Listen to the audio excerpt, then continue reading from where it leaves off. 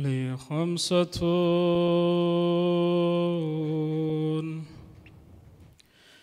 أطفي بها حار الوباء الحطيمة والمصطفى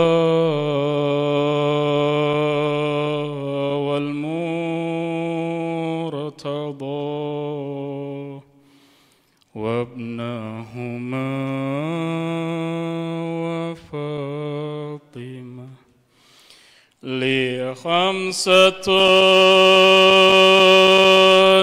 أطفي بها هار الوباء الحطيمة والمصطفى والمرتضى وابنهما وفاطمة يا الله بها يا الله بها يا الله بحسن الخاتمة يا الله بها يا الله بها يا الله بحسن الخاتمة.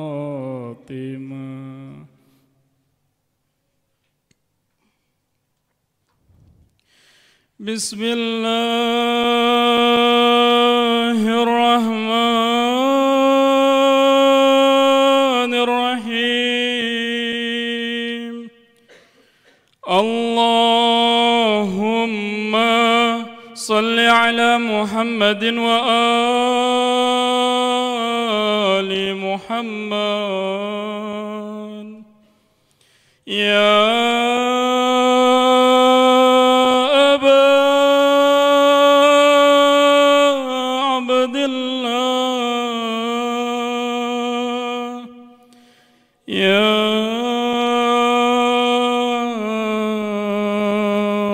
حسين بن علي أيها الشهيد في كربلاء أيها المظلوم في كربلاء أيها المقتول في كربلاء أين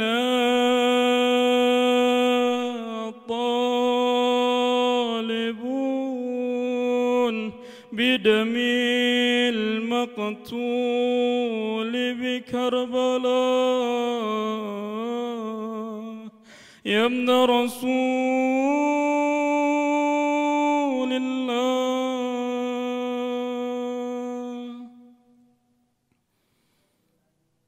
السلام عليك يا أبا عبد الله وعلى الأرواح التي حلت بفنائك. عليك منا سلام الله أبدا ما بقينا وبكي الليل والنهار ولا جعله الله آخر العهد منا لزيارتكم. السلام على الحسين وعلى علي بن الحسين وعلى أولاد الحسين وعلى أصحاب الحسين الذين بدلوا محاجهم دون الحسين عليه السلام.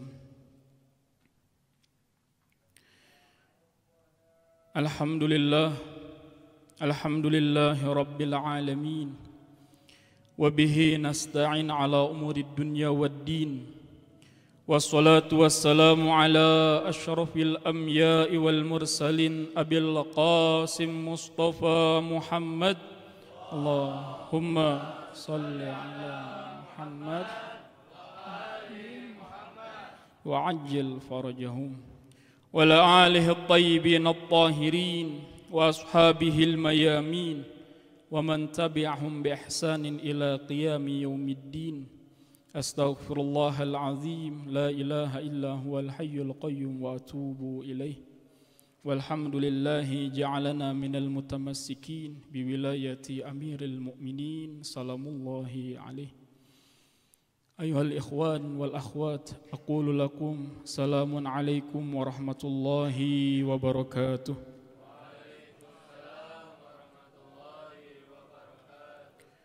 أعظم الله أجورنا وأجوركم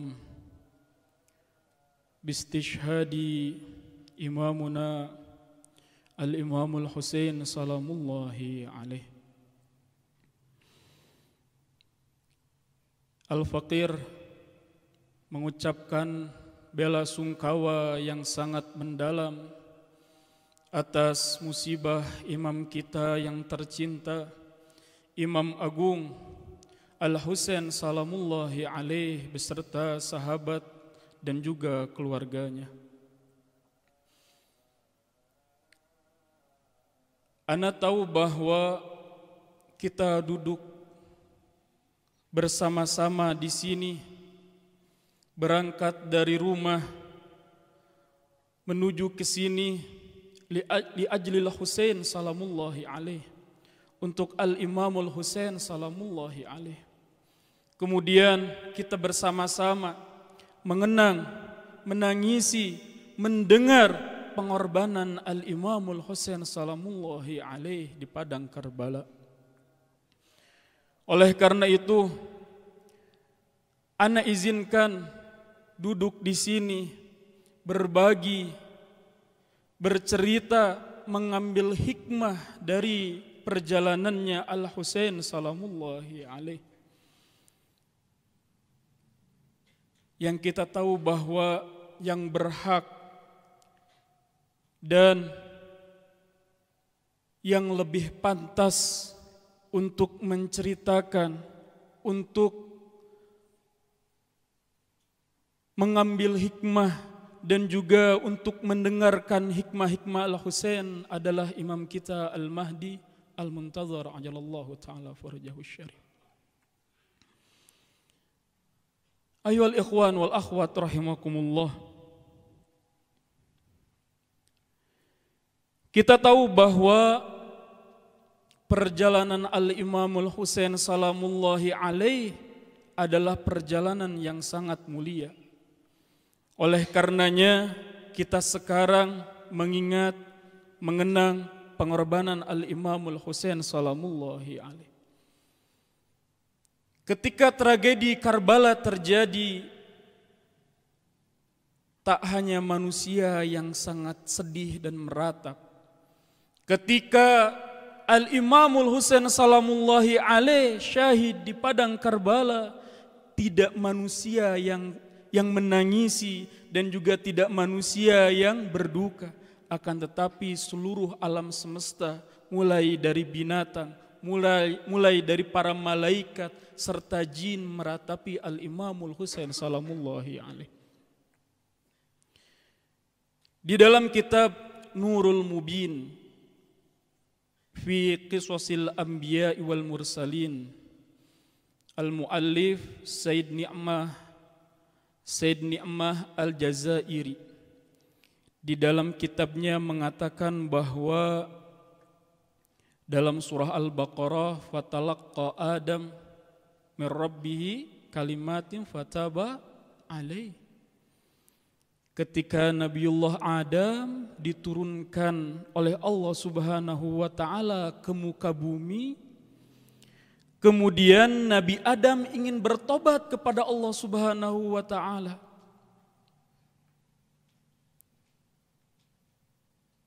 Sebelum bertobat, Nabiullah Adam bertanya kepada Allah Subhanahu wa taala, "Ya Rabb, apakah aku satu-satunya makhluk yang dicintai oleh Engkau?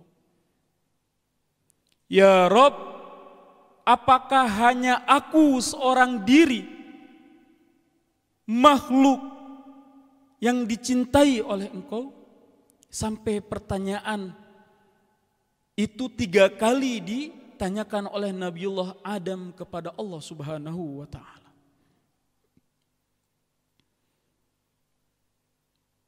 Kemudian apa jawaban dari Allah Subhanahu wa taala? "Ya malaikah, wahai malaikat, coba bukalah arsy-Ku." Ketika itu malaikat disuruh oleh Allah Subhanahu wa taala supaya arsy-Nya itu dibuka. Kemudian muncul nama ahlul kisah. Nabiullah Muhammad, Imam Ali, Imam Hasan, Imam Husain dan juga Sayyidah Fatimah. Kemudian Allah mengatakan kepada Nabiullah Adam, "Ya Adam, ya, jikalau aku tidak menciptakan, ya Adam, aku tidak akan menciptakan bumi, langit dan seisinya kecuali kecintaanku terhadap nama 5 suci ini." Kemudian setelah itu Nabi Adam bersolawat kepada Nabi Muhammad sallallahu alaihi wa alihi. Kemudian Nabiullah Adam bertanya yang terakhir, "Ya Rabb, kenapa nama Al-Husain di arsy-Mu itu meneteskan darah? Sedangkan nama-nama yang lain, nama suci yang lain tidak ada apa-apa. Akan tetapi ketika aku melihat kalimat Husain, itu meneteskan darah." Kemudian Allah Subhanahu wa taala menjawab, "Ya Adam, sesungguhnya Al-Imamul Husain salamullahi alaih itu akan terbunuh oleh umatmu dan akan diperingati oleh para pecinta Al-Imamul Husain salamullahi alaih."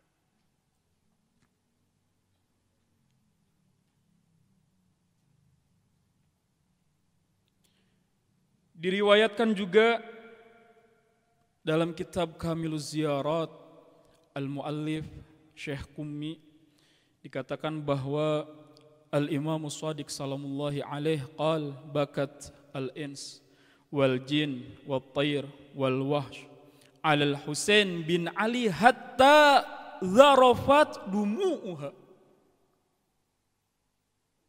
Imam Shadiq salamullahi alaih mengatakan bahwa manusia, para jin,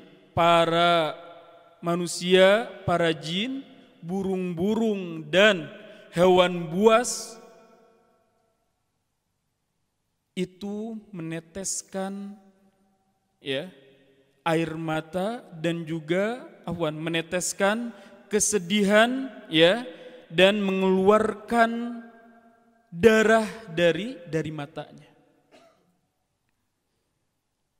Inilah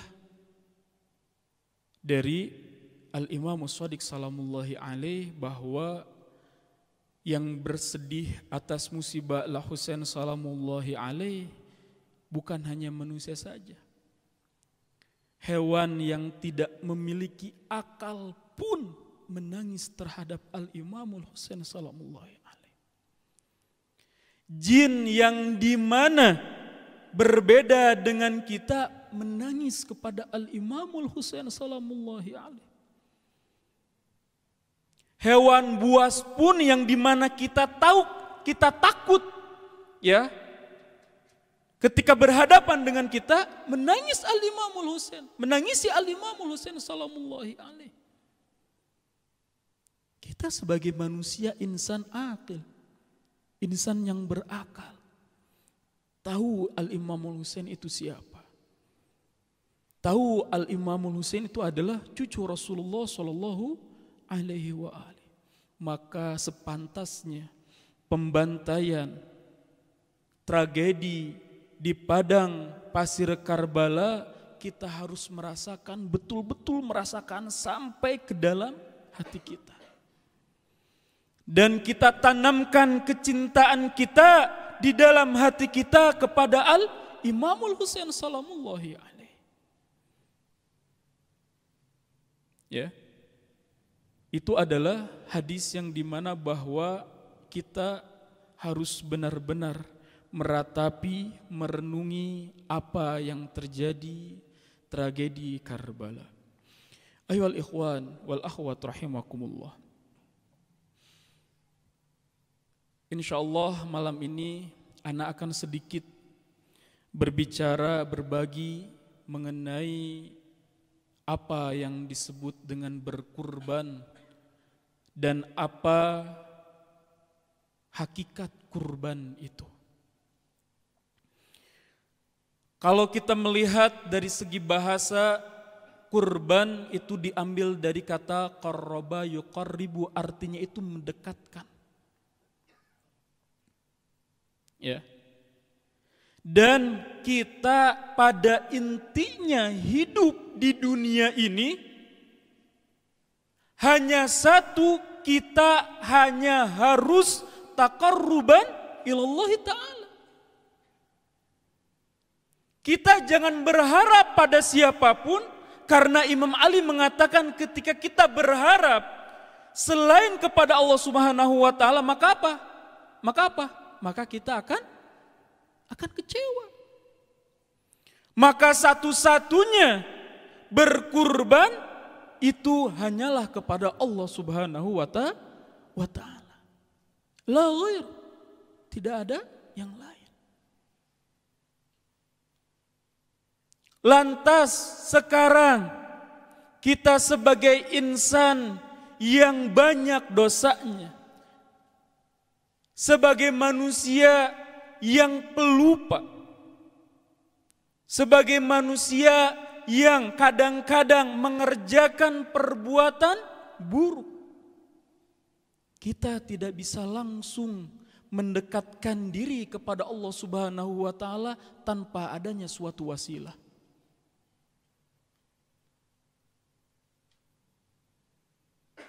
Kita setiap malam Rabu melakukan doa tawassul.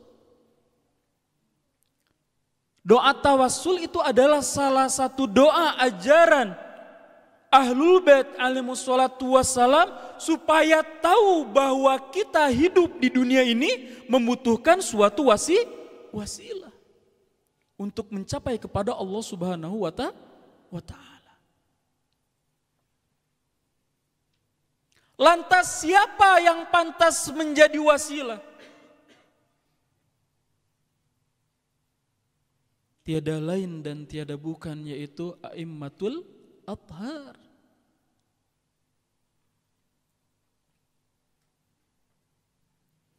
Di dalam kitab tafsir Al-Amsar Al-Muallif Ayatullah Sayyid Makarim, Ayatullah Sayyid Nasir Makarim Shirazi, di dalam kitabnya dalam suratul A'la, di situ dikatakan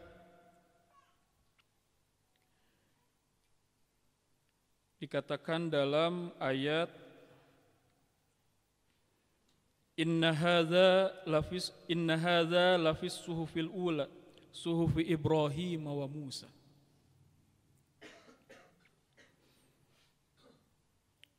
Abu Dzar radhiyallahu an bertanya kepada Rasulullah sallallahu alaihi wa alihi, ya Rasulullah, kamul anbiya.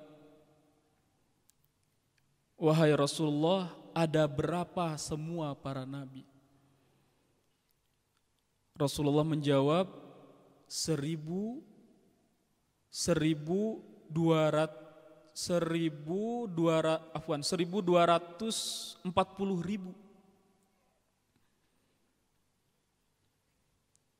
Kemudian Abu Dzar bertanya lagi, "Ya Rasulullah, kamul mursalin minal anbiya, dan berapa para ar-rasul dari 124.000 nabi itu?" Rasulullah menjawab, 313 para ar-rasul. Ya. Kemudian Abu Dzar bertanya lagi, "Ya Rasulullah, hal Adam nabiyya? Apakah Nabi Adam itu adalah seorang nabi?" Kenapa Abu Dzar bertanya seperti itu? Karena ada sebagian para fuqaha, sebagian para ulama akidah mengatakan bahwa Nabiullah Adam itu bukan seorang nabi. Kenapa alasannya? Karena seorang nabi disebut pemimpin itu harus ada umatnya, harus ada umat manusianya. Tapi ketika Nabiullah Adam tidak ada manusia, kecuali Nabi Adam dan juga Siti Hawa. Tapi para masyhur mengatakan bahwa sepakat, bahkan ketika Abu Dzar bertanya kepada Rasulullah, apakah Nabi Adam itu seorang nabi? Rasulullah menjawab, "Na'am." Ya.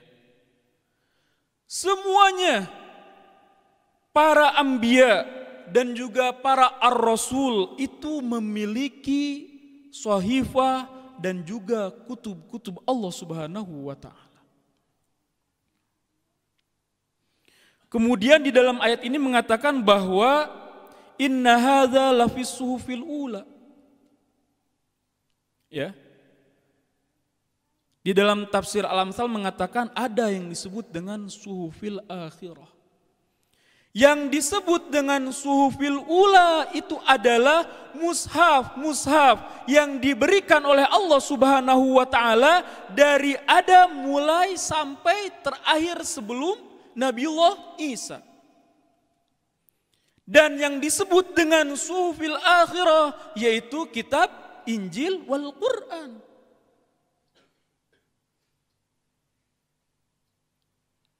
Apa hubungannya dengan hadis ini? Dengan hadis ini mengatakan bahwa lembaran-lembaran yang terdapat para anbiya dari zamannya Nabi Adam sampai zamannya Rasulullah sallallahu alaihi wa alihi mengatakan bahwa wa dzakara asma rabbih fasalla. Mengingatlah kepada Allah dan juga fasalla, bersolatlah kepada Allah Subhanahu wa taala. Dari mulai zaman Nabi Adam sampai zaman Rasulullah sallallahu alaihi wa alihi, Allah Subhanahu wa taala selalu memerintahkan untuk dekat kepadanya dan juga apa? Beribadah, melaksanakan salat. Dulu sebelum zaman Rasulullah atau sebelum Rasulullah diutus oleh Allah Subhanahu wa taala, kalimat salat itu belum ada. Dulu terkenal dengan kalimat ad-du'a. Makanya dalam ilmu mantik itu disebut dengan manqul, perpindahan kata dari doa ke salat. Padahal sama saja hakikatnya. Kalau misalkan di sini ikhwan dan akhwat kalau melihat film-film Nabi Yusuf atau nabi-nabi yang lainnya, kita tidak pernah melihat adegan para nabi itu sholat sesuai dengan gerakan kita, tidak. Mereka hanya apa? Mereka hanya berdoa mendekatkan diri kepada Allah Subhanahu wa taala.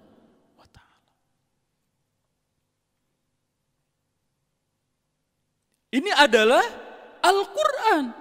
Mengajarkan kepada kita dari zaman dulu, dari Nabi Adam salamullahi alaihi sampai Rasulullah sallallahu alaihi wa alihi, mengajarkan tentang apa? Mengajarkan tentang untuk mendekatkan taqarrub ilallah dan juga melaksanakan salat kepada Allah Subhanahu wa taala. Lantas sekarang apa hubungannya dengan Al-Imamul Husain? Apa hubungannya yang sebelumnya ana mengatakan bahwa kita memerlukan wasilah untuk kepada Allah Subhanahu wa Ta'ala?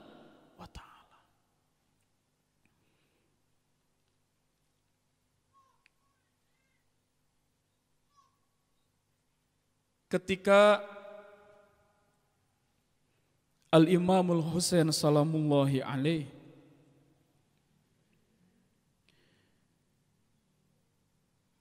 melaksanakan sholat zuhur ketika peperangan berlangsung. Ketika itu Zuhair bin Al-Qin diperintahkan oleh Al-Imamul Husain salamullahi alaih untuk berjaga dan melindungi orang-orang yang sedang melaksanakan sholat. Yang lebih perih, yang lebih pedih hatinya itu seorang istri Az-Zuhair. Istri Az-Zuhair itu melaksanakan sholat di belakang Al-Imamul Husain salamullahi alaih. Di kumpulan yang sedang melaksanakan sholat.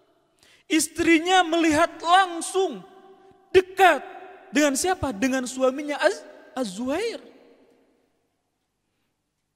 Tapi karena perintah pemimpinnya Al-Imamul Husain salamullahi alaih, Az-Zuhair apa?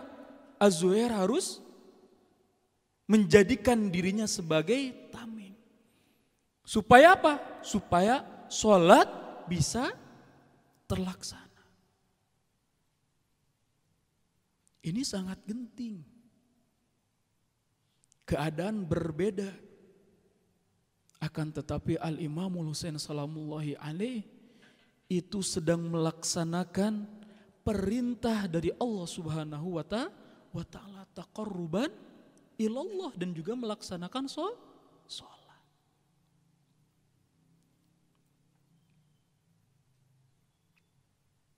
Az-Zuhair sahabat Al-Imamul Husain salamullahi alaih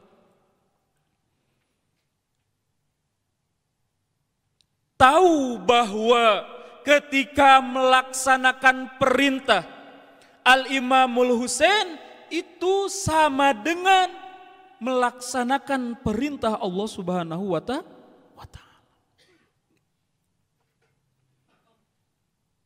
Zuhair tahu bahwa Al-Imamul Husain adalah sebagai wasilah kepada Allah Subhanahu wa Ta'ala. Zuhair tahu tentang pengorbanan, hakikat pengorbanan kepada Allah Subhanahu wa Ta'ala tahu. Jadikan Al-Imamul Husain sebagai wasilah. Ana yakin bahwa yang hadir di sini semua berangkat dari rumah masing-masing menuju ke sini itu untuk Al-Imamul Husain, tapi pada hakikatnya apa? Diri kita sedang dekat kepada Allah Subhanahu wa Ta'ala dengan wasilah Al-Imamul Husain salamullahi alaih.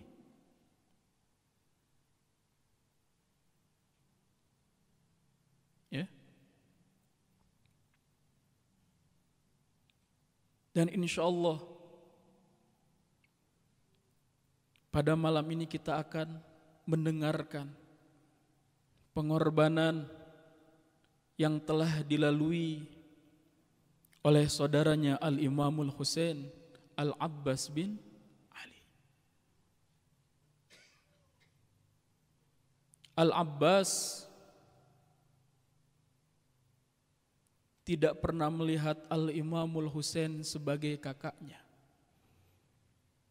Al-Abbas mulai dari lahir melihat Al-Imamul Husain salamullahi alaih, melihat Al-Imamul Husain sebagai pemimpinnya, sebagai tuannya, menjadikan wasilah untuk dekat kepada Allah Subhanahu wa Ta'ala. Karena di dalam Al-Quran mengatakan atiullaha wa atiur rasul wa ulil amri minkum. Bahwa sekarang kita taat kepada Al-Imamul Husain itu sama saja dengan kita taat kepada Rasulullah dan juga taat kepada Allah Subhanahu wa Ta'ala.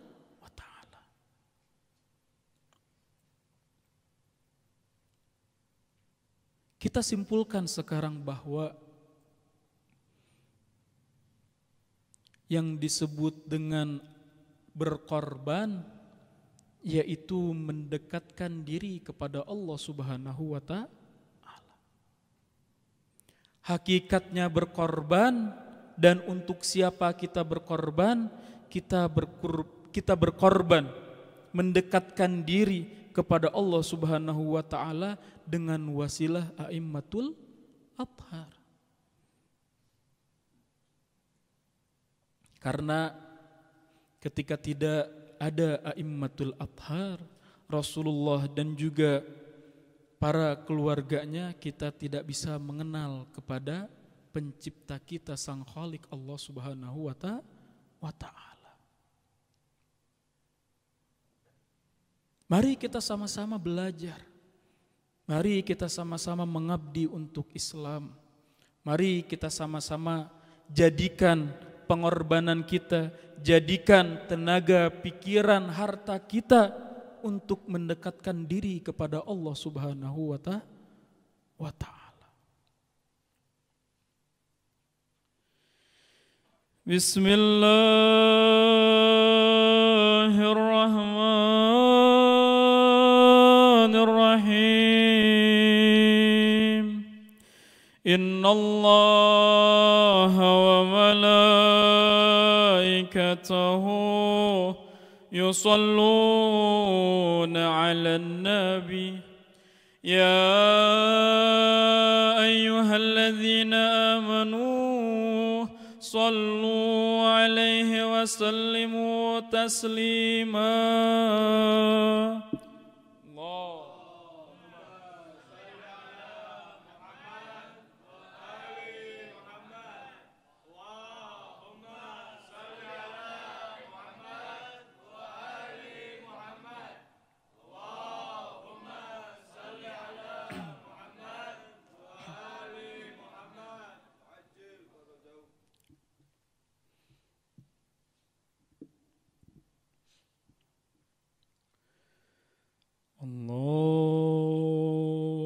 Allahumma salli ala Muhammad wa ali Muhammad. Allahumma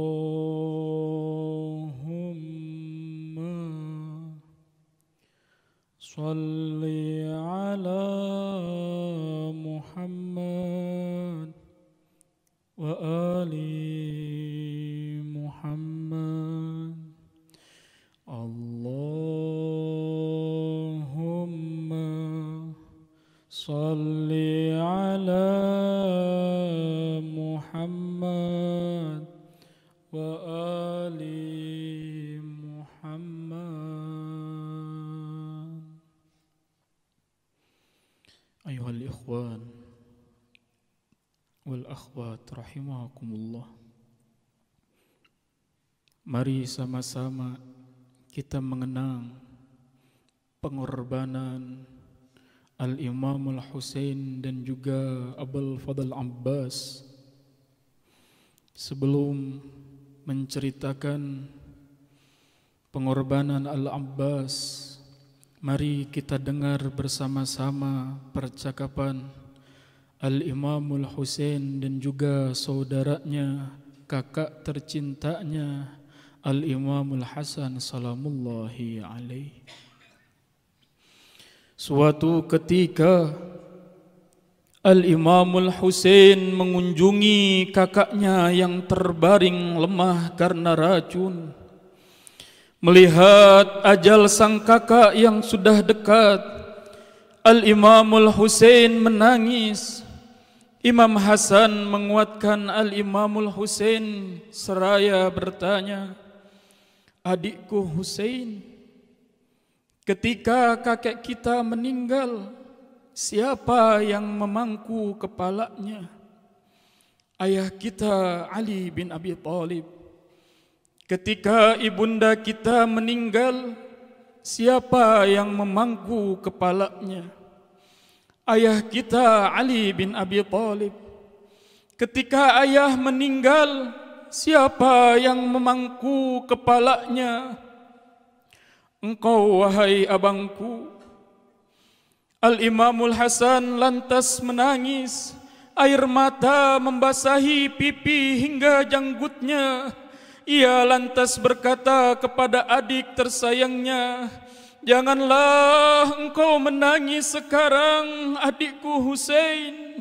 Sungguh di saat engkau akan meninggal, tak akan ada satu orang pun yang akan memangku kepalamu. Tiada hari seperti harimu, ya Aba Abdillah."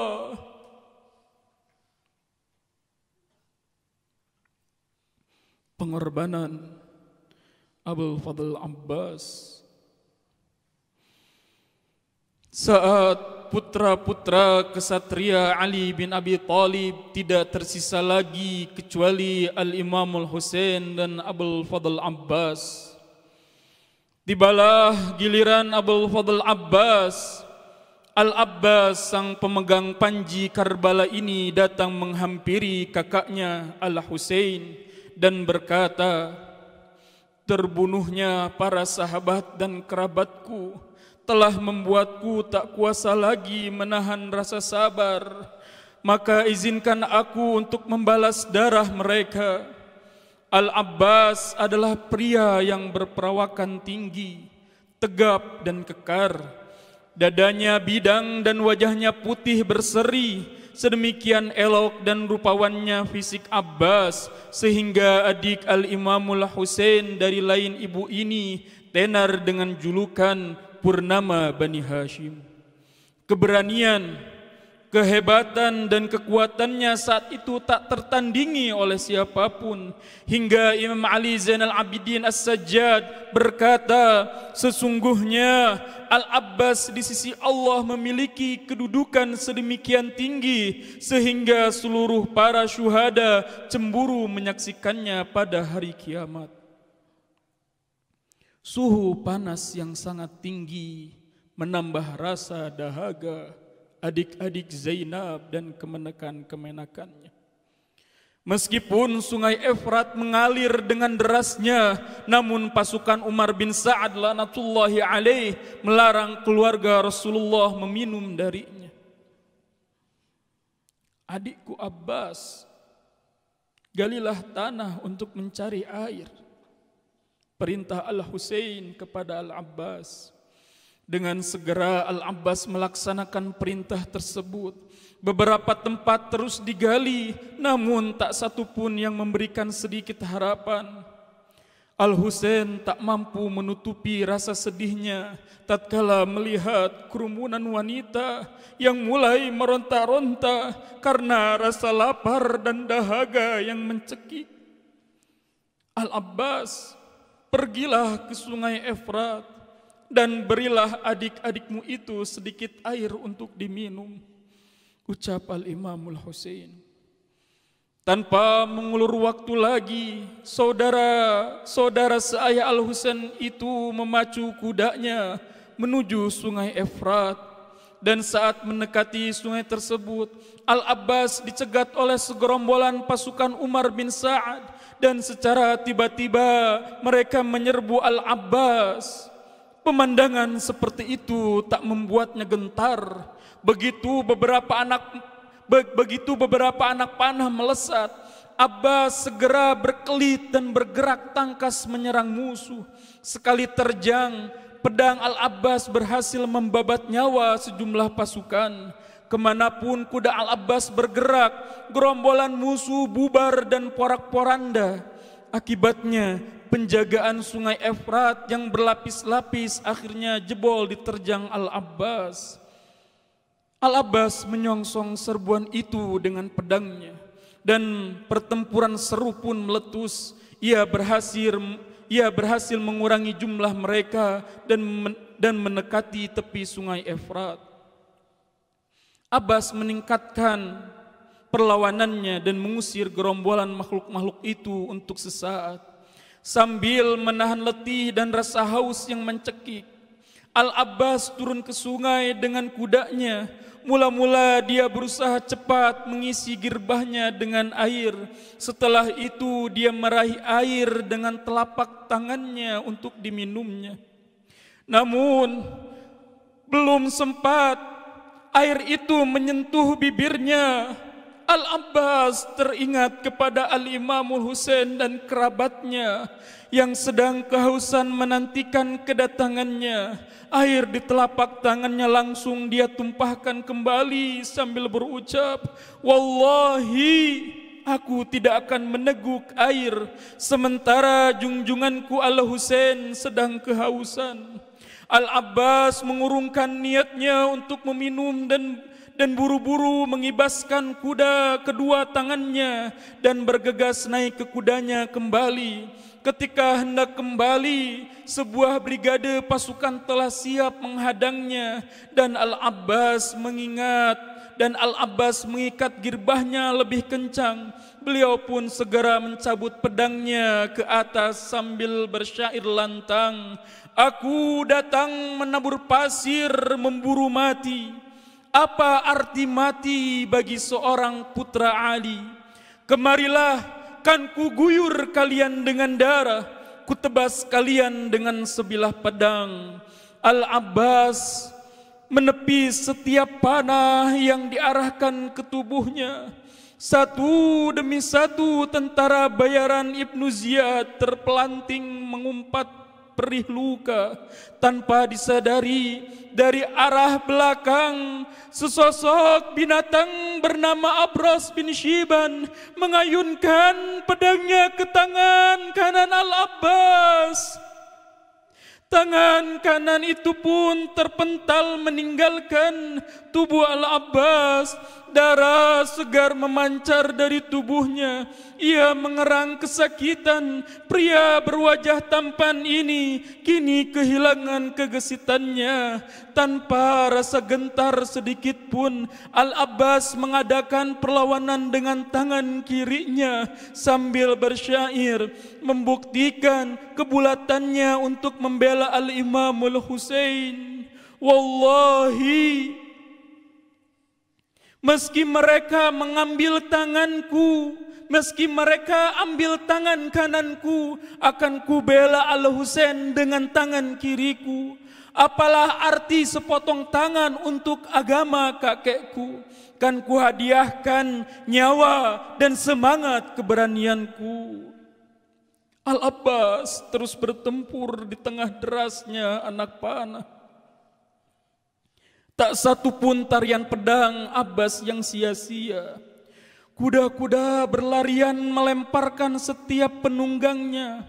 Al-Abbas masih berada di atas punggung kudanya dan bertekad untuk menerjang barisan musuh demi menyerahkan girbah kepada Al-Imamul Husain serta keluarganya.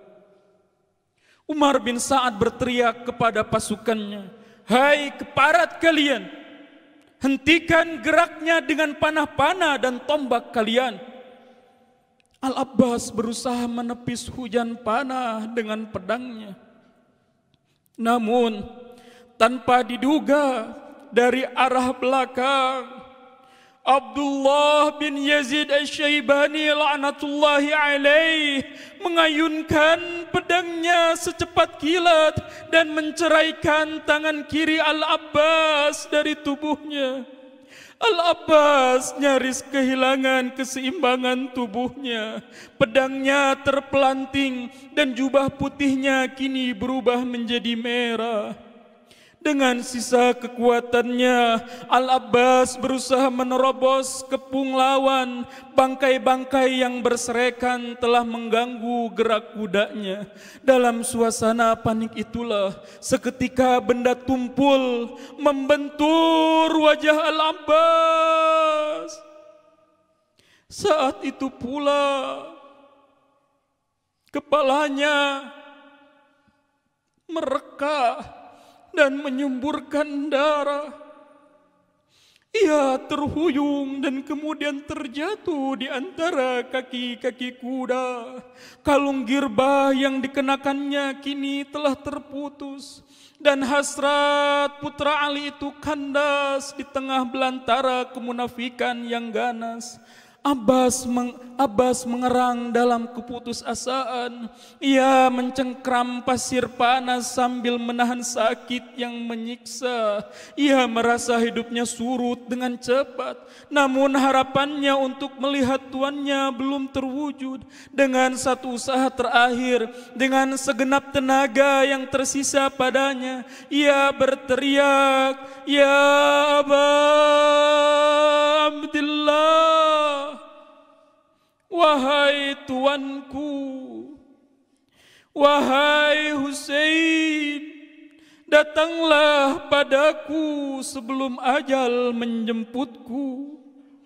Doanya seperti terjawab ketika ia merasakan adanya langkah-langkah kaki di dekatnya. Instingnya mengatakan bahwa itu adalah tuannya. Satu matanya telah buta karena tertancap anak panah, dan satunya lagi dibanjiri darah sehingga ia tak dapat melihat. Tapi ia dapat merasakan tuannya berlutut di sampingnya, mengangkat dan memangku kepalanya. Hanya keheningan yang ada selama beberapa saat, karena mereka berdua tercekik emosi. Akhirnya ia mendengar suara Al-Husain, setengah terseduh, setengah terisak. "Wahai Abbas, saudaraku, apa yang telah mereka lakukan kepadamu?" Kini Al-Abbas merasakan sentuhan kasih tangan tuannya. Dengan susah payah ia berucap, "Akhirnya engkau datang, wahai tuanku. Aku takut tak ditakdirkan untuk mengucapkan salam perpisahan untuk terakhir kalinya kepadamu." Setelah berucap demikian, ia merebahkan kepalanya di atas pasir. Dengan lembut, Al-Husain kembali mengangkat kepala Al-Abbas dan menaruh di pangkuannya. Al-Husain bertanya mengapa Al-Abbas menarik kepalanya dari pangkuannya. Al-Abbas menjawab, "Tuanku, aku membayangkan saat ajal menjemputmu, tak akan ada seorang pun yang memangku kepalamu dan menghiburmu. Ini membuatku merasa bahwa akan lebih baik jika kepalaku rebah di atas pasir saat ajalku tiba, sama seperti keadaanmu saat ajalmu tiba. Lagi pula aku adalah hambamu dan engkau adalah tuanku. Tidak pantas bagiku merebahkan kepala di pangkuanmu." Air mata Al-Husain mengalir deras, meregang nyawa dalam pelukannya, benar-benar mengoyak-ngoyak hatinya. Lalu Al-Abbas berbisik lemah, "Tuanku, aku ingin menyampaikan keinginan terakhirku. Saat aku dilahirkan, wajahmulah yang pertama aku pandang. Dan aku ingin ketika aku mati, wajahmu juga yang kupandang. Namun saat mataku tertusuk anak panah, dan yang satunya lagi dibanjiri darah, kumohon bersihkanlah darah dari mataku ini, sehingga aku dapat memandangmu dan memenuhi keinginan terakhirku. Yang kedua, aku ingin setelah aku mati, engkau tidak membawa tubuhku ke tenda. Aku telah berjanji untuk membawakan air kepada Sukaina, namun karena aku gagal membawakannya, aku malu menemuinya sekalipun aku telah mati. Lagi pula aku tahu telah banyak serangan yang kau terima sejak pagi tadi. Walaupun tak ada yang bisa melumpuhkanmu, membawa tubuhku ke tenda hanya akan memilukan hatimu. Dan keinginanku yang ketiga, janganlah, ya Tuanku, janganlah engkau bawa Sukainah ke sini dan membiarkannya melihat keadaanku. Aku memahami cinta dan kasih sayangnya padaku. Ia akan mati jika sampai melihat jasadku terbaring di sini. Dengan terisak-isak Al-Husain berjanji akan memenuhi keinginan-keinginan terakhirnya. Kemudian Al-Husain menambahkan, "Ya Abbas, aku juga punya satu keinginan. Sejak kanak-kanak engkau selalu memanggilku Tuan. Setidaknya untuk sekali ini, panggillah aku kakak dengan napas terakhirmu." Setelah itu Al-Husain membersihkan darah dari mata Al-Abbas. Kedua saudara itu saling pandang dengan pandangan lekat penuh kerinduan. Al-Abbas berbisik ke telinga Al-Imamul Husain, "Kakakku, kakakku." Setelah berkata demikian, ia menyerahkan jiwanya kepada Sang Pencipta. Al-Husain tersungkur tak sadarkan diri di atas jasad Al-Abbas dengan jeritan, "Wah Abasa, wah Abbas, siapa yang tersisa untuk menyanggaku? Siapa yang tersisa untuk menjaga Sukainah? Siapa yang tersisa untuk menjaga keluargaku setelah kepergianmu? Salam atasmu, kau telah menyelesaikan tugasmu dengan baik sebagai saudara yang setia dan pejuang yang gagah berani di pihak yang benar." Air sungai Efrat pun berubah menjadi kelam seperti musim dingin dan mengeluarkan desiran aneh. Seakan sungai itu protes atas pembunuhan sang pembawa air yang kehausan di tepinya. Tak lama kemudian Al-Husain kembali ke tenda.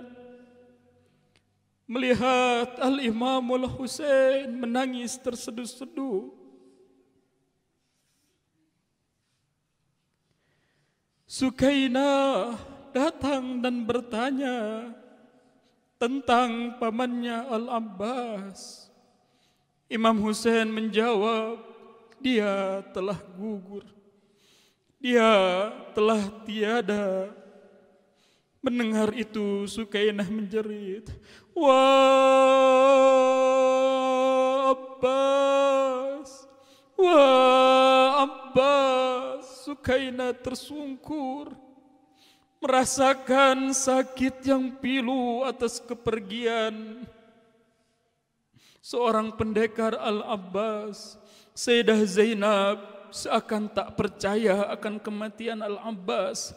Kemah-kemah wanita kemudian dipenuhi tangisan mengenang syahidnya Al-Abbas. Kini Al-Abbas telah pergi menjumpai kakeknya Rasulullah, menjumpai ayahnya Ali bin Abi Thalib, menjumpai Fatimah Zahra dalam keadaan haus, teraniaya, tercabik-cabik tubuhnya bersimbahkan darah. Salam atasmu wahai Al-Abbas. Inna lillah wa inna ilaihi raji'un. Inna lillah wa inna ilaihi raji'un. Inna lillah wa inna ilaihi raji'un. Assalamu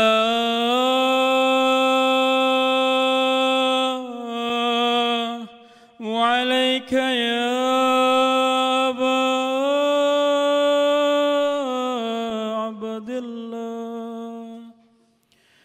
على الأرواح التي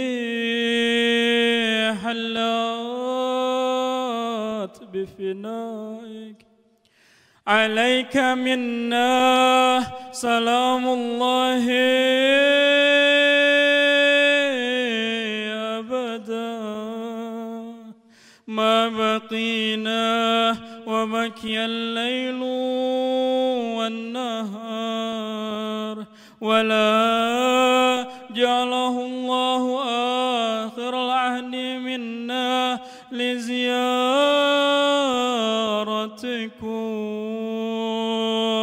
السلام على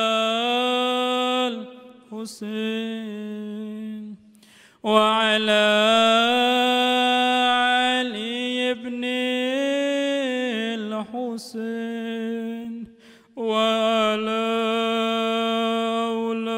أولاد الحسين وعلى أصحاب الحسين. السلام على الحسين